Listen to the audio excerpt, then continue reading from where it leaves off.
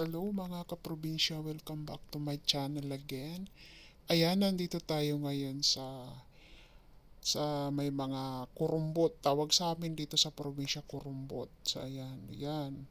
Uso yan sa amin. Yung mga ganyan na yan. Masarap yan. Yan o, yung madilaw-dilaw na yan na may orange na yan, hinog na yan. Pag hindi pa siya orange, hindi pa siya hinog, green pa siya. Ano pa siya? Hindi pa siya hinog. Ayan o, kita nyo yan. Yung may mga green. Ayan. Masarap yan guys.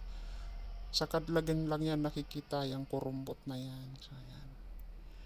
Nung bata pa ako yan, pupunta kami sa Kadlagan yan. Naghahanap kami ng ganyan. Ngayon bibihira na lang makakita ng ganyan sa gubat. Yung ganyang kurumbot na yan. Masarap yan. Manamis-namis. Kaso, pag pupunta ka ng kagubatan, mag-ingat ka lang at may ahas yan. Kita nyo yun, no? Yung orange na yon. Yan, ibig sabihin, hinog na siya. Ayun, mas manilaw-nilaw. Ayun, hinog na yan. Matamis yan, libre yan, walang bayad yan. Ayun, no? Ayun, manilaw-nilaw, pwede na yon. May mga bulaklak pa siya.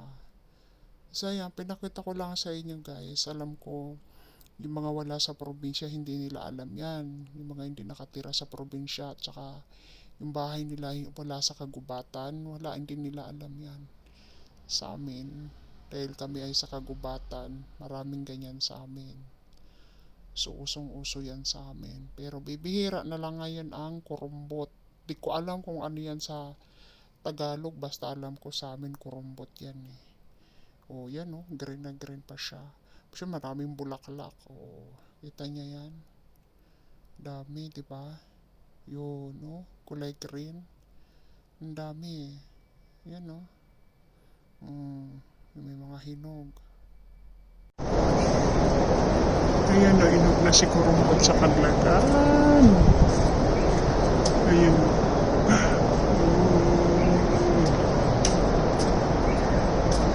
Didi si Kadlagan, ay didi si kurumbot sa amon. Ay, madipa o. Padakal bunga.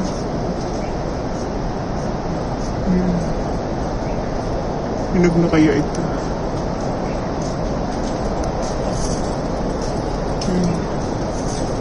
Ayun, hinog na. Pitasin natin yung isa kasi lumita. Ayun. Diba? Kunin natin yung isa kasi maraming tao.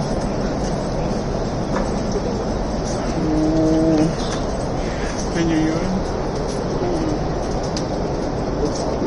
So, ayun ba?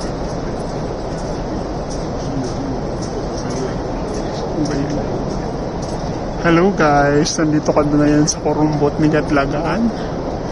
So ayan, gusto ko sanang pumitas ng isa sa maraming tao. Next time na lang pag wala ganong tao, mamimitas tayo ng kurumbot dito sa Kadlagan. So, see you next time to my next vlog. Thanks for watching.